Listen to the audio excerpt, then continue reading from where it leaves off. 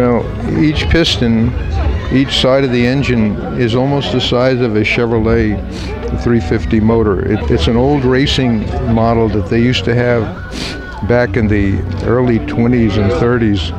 And Jay put it all together, had it refurbished and put back in running condition. And you really need some real good technical assistance to do that type of a thing.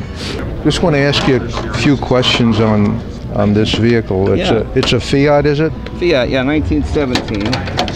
And you bought it recently, or have you had it a while? Not too long ago. Jesus, look at that. Where do you start? I mean, putting this thing together. Oh, it's a 1917. Actually, the engine's about 15, 16. Aero engine out of a 22 liter, 21.7 liter. Overhead cam, 4 valve. Each piston's the size of a Chevy 350, so that's kind of... Wow, that's amazing. Fiat. Fiat. It's and what did you do? You bought it and then refurbished the engine and. We went through the motor, yeah. Good. How are you? Yeah, I tried to upstage my national anthem. Oh no, that was very good. What was the car for? Original purpose? Oh, it was an old racing car back in the 30s. Or specific category, or? The mayor of Beverly Hills, the Honorable Dr. William W. Bryan. Isn't this just a phenomenal day up here at the Greystone Mansion? That this just gets better every year. I'm thankful that you're here today enjoying the 150 plus wonderful cars that are out here, and also enjoying our incredible Greystone Manor. It's really a gem of the city.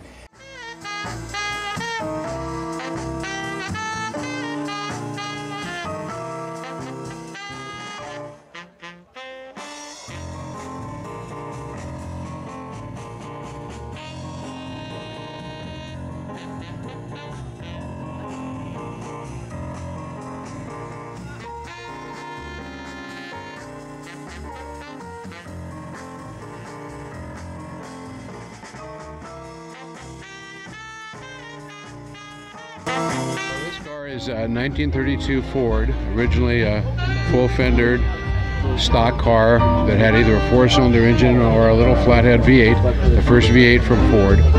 But the 32 Ford, known as the Deuce, has become the quintessential hot rod of all time. All powered by an enormous motor that was called a Wasp, a big radial V8. And this car is built in exactly the same motif, same number, same decoration, the GB, which stood for the Granville Brothers, who made the airplane, and the paint scheme is taken from that. In fact, it was the airplane's paint scheme that inspired the use of scallops on cars from that point forward. And on the dash, there's a replica of the trophy for that particular race, the airplane one. And so this car has got a lot of aero cues on it.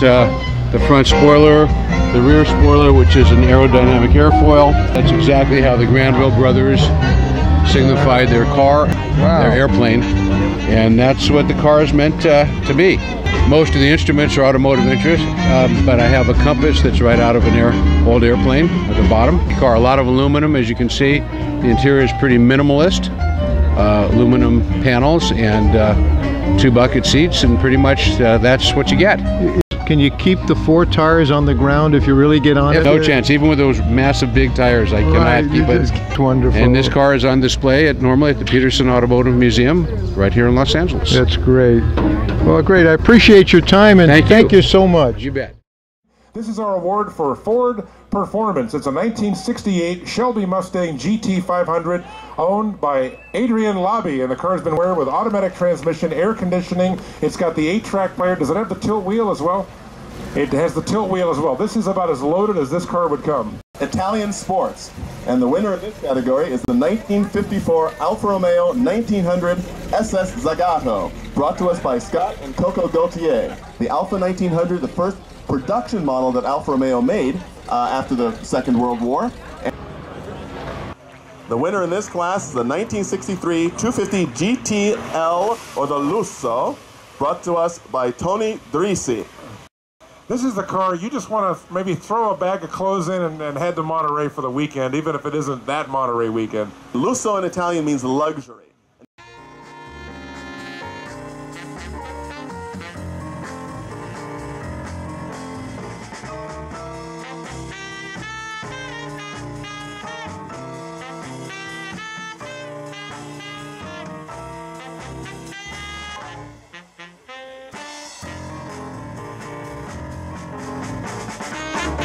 Post-war British coming to the States now is the 1963 Morgan +4, owned by Dennis Glavis, and representing a true British look with its deep green paint and even the correct bonnet straps, as we might call them.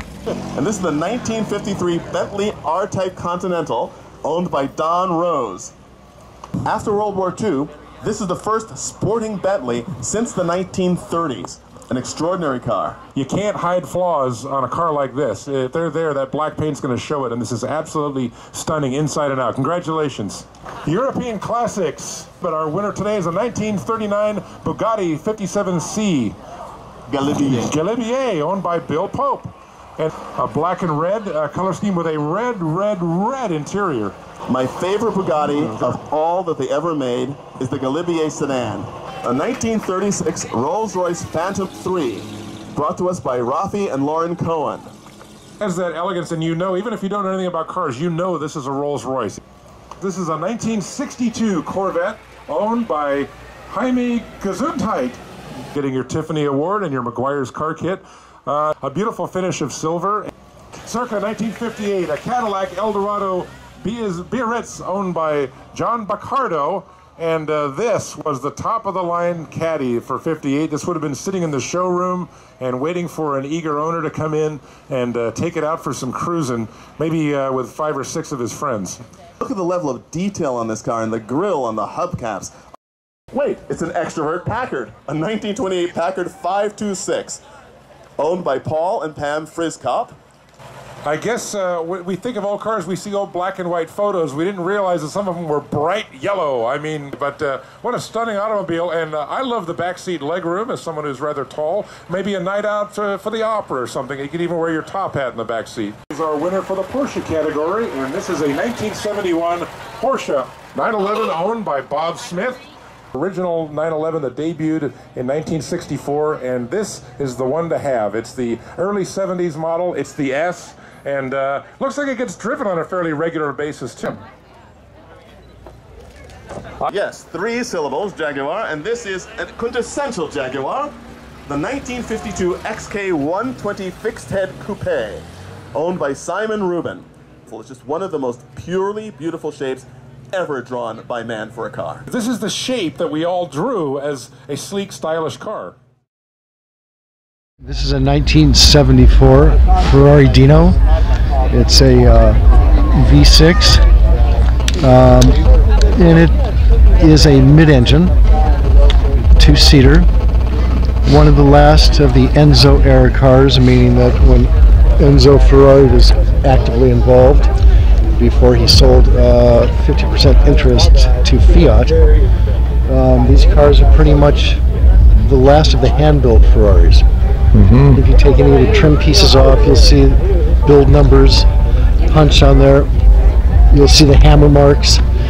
And the paint is meticulous. It's a single stage paint, factory correct, the way that the car would have left the factory.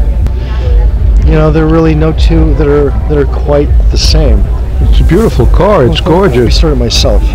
You did? Me and one other fellow. We restored it over a 2-year period, and it wasn't in bad shape, but it was in rough shape. You know, the guy. All right, thanks again.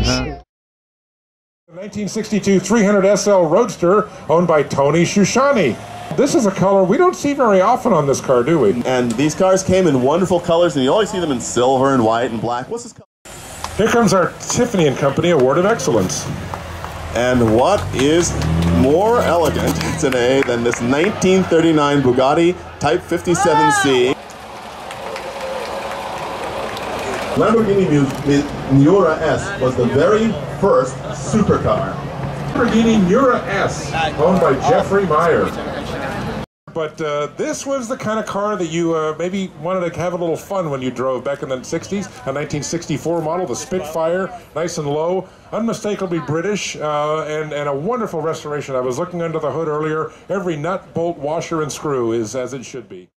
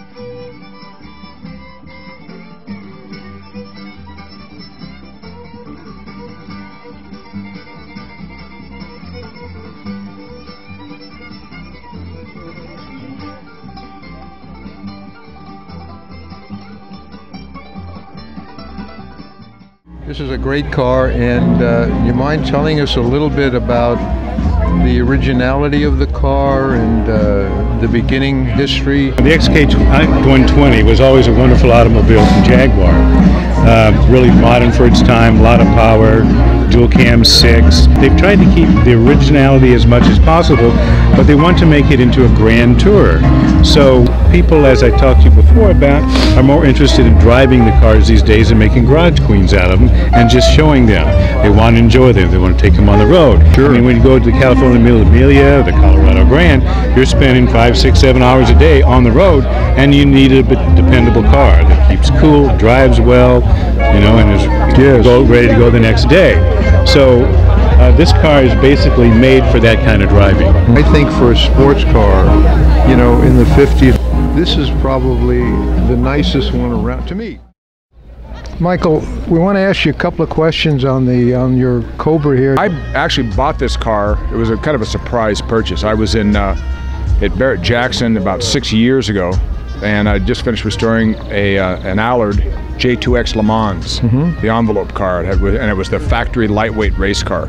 Everything was drilled on it, the frame, everything, and then hidden with that airplane fabric, so no one could tell that it was light. Sure, it was a cheater car. 331 Hemi in it, and I saw a red Cobra rolling up, and I looked at it, and it didn't look like this when I bought it, but I ended up buying it, and the thing that I discovered is that when you're on speed vision, it's live.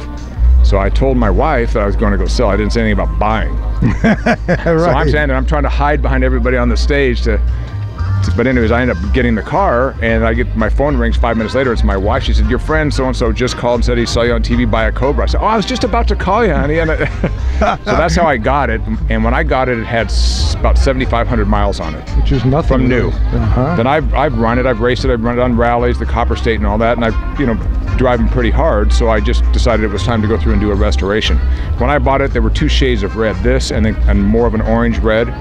So it had that orange red with 2 big stripes on it, and when I did the research, this is the way it came. Now this is an original? This is an original. Oh no, this is the CSX 3239. It's an original 427 car, original motor, everything's been redone. But I said, you can't get these manifolds. These are irreplaceable, priceless, and so it had this set up. About how many horsepower? It's putting out about 650 horsepower. Wow, that's I have a couple of guys, and actually the main guy that takes care of my car is a fellow named John Reeves in Tulsa. This thing will redline now at about 8,000 RPM, and I've got it turned down to about 5,200, and it'll get away from you. Oh, it's scary fast. With these older vehicles compared to the new ones, like the Z06 Corvettes, and you know, with the blowers, and they race them and all of that kind of stuff.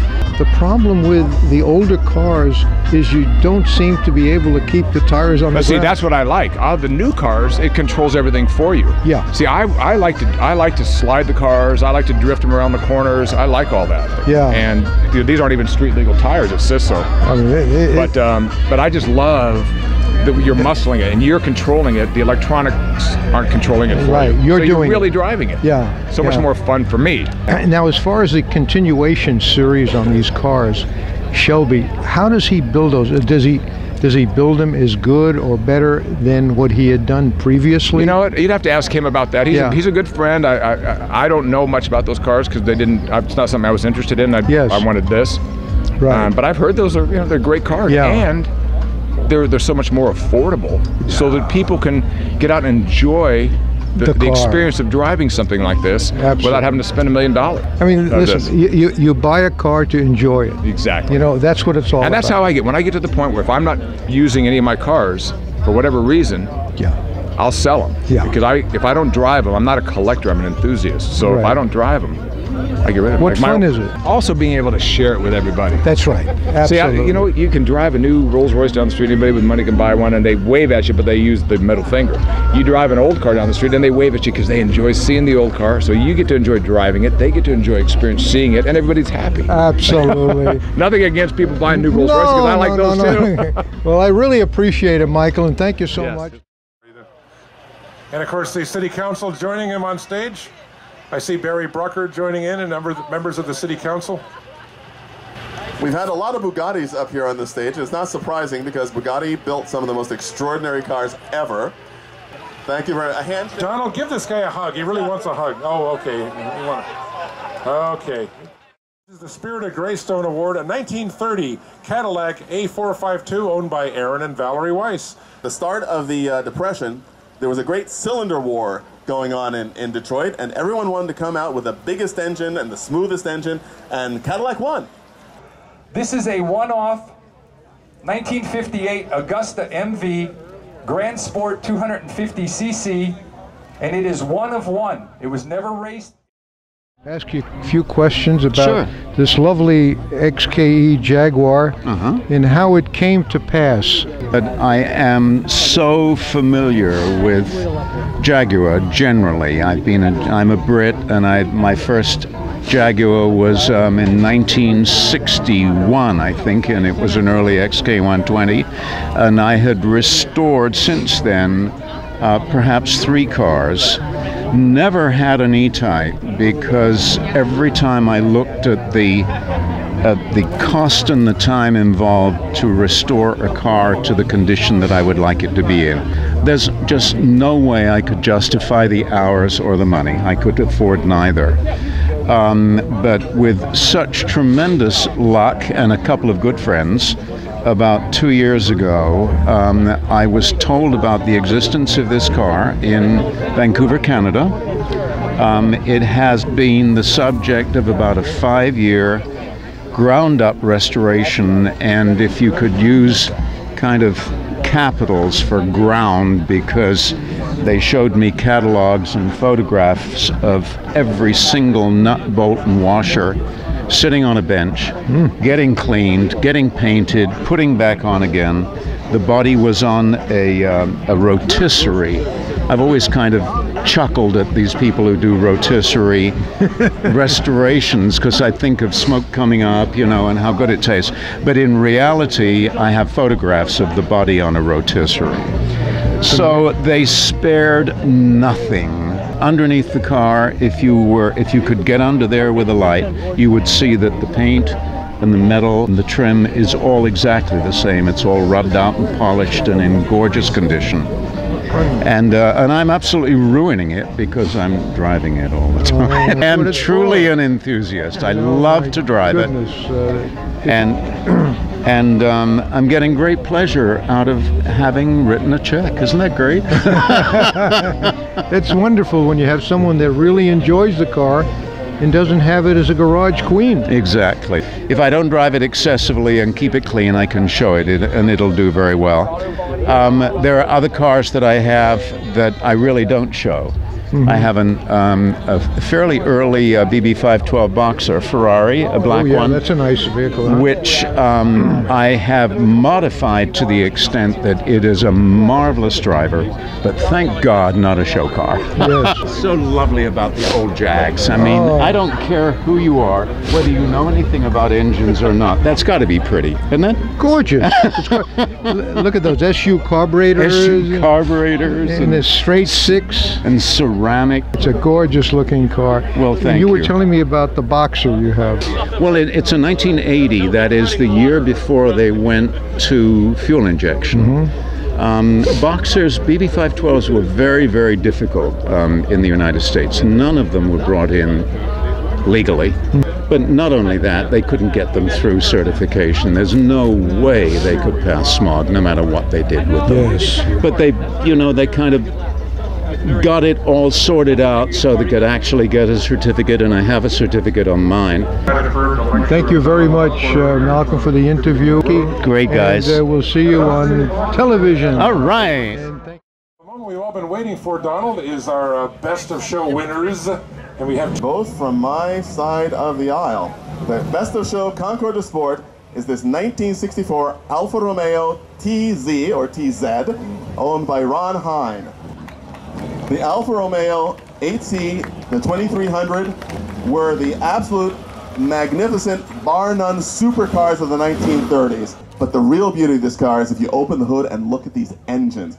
This has just been a spectacular day. We want to thank you all for attending. We want to thank the car owners. We want to thank everyone who helped put this show on. We want to thank everyone coming. Donald Osborne, thank you so much for all you contributed today. You've been a great pleasure to have here, and we'll see you next year in Beverly Hills. Absolutely.